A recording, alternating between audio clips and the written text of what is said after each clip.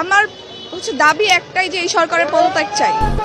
আমি আর কোনো বিচার চাই না, কোনো কিছুর বিচার হবেও না এই দেশে কোনো বিচার, সঠিক বিচার হবে না। তো আমি চাই যে সরকারের পদত্যাগ, এটাই হবে আমাদের।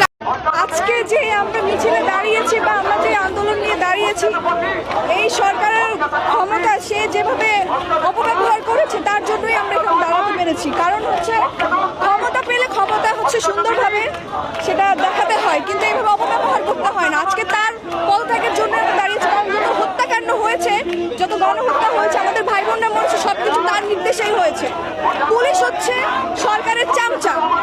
পুলিশকে সে যেভাবে নির্দেশ দিয়েছে, র্যাবকে সে যেভাবে নির্দেশ দিয়েছে, ছাত্রলীগকে সে যেভাবে নির্দেশ দিয়েছে, তারা তাদের মতোই কাজ করেছে। সরকারের কারণে এসব হয়েছে। এই সরকার আমরা চাই না। আমি যদি ভয় পেতাম তাহলে এখানে এসে দাঁড়াতাম না। আমি জানি না আমার কি হবে, কারণ আমরা তো এখনো স্বাধীন না। আসলে যদি আমাদের এই সরকার পদত্যাগ করে তাহলেই আমরা আসলে স্বাধীন নাগরিক হতে পারবো। আমরা এখনো এই দেশে স্বাধীন না। স্বাধীনতা শুধু 1971 সালে এসেছে শেখ পরিবারের জন্য, আমাদের জন্য না।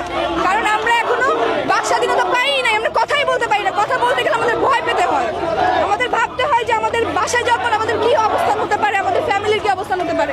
এখন আর কেউ ভয় পায় না। সবাই বলছে যে কোটা সংস্কার আন্দোলন শুরু হয়ে এখন আন্দোলনটা চলে গেল অন্যদিকে। এতদিন তো এটা ছিল না, বা এতদিন তো এগুলো নিয়ে মানুষ নামেনি, আজকে কেন? আজকে কেন হবে না? সব স্টুডেন্টরা একটা ন্যায্য দাবি চেয়েছে।